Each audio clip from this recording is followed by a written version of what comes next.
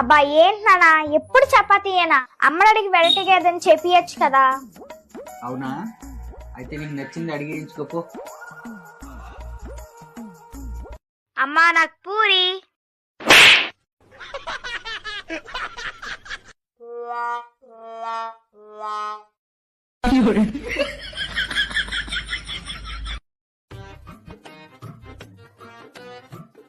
అక్క ఏంటక్క ఎప్పుడు ఇస్తున్నా చపాతీనా? అది కాదు. ఆగో, నేను చెప్తాను కదా. అయితే అమ్మ దగ్గరికి వెళ్ళి నీకు నచ్చింది అడిగించుకోపో.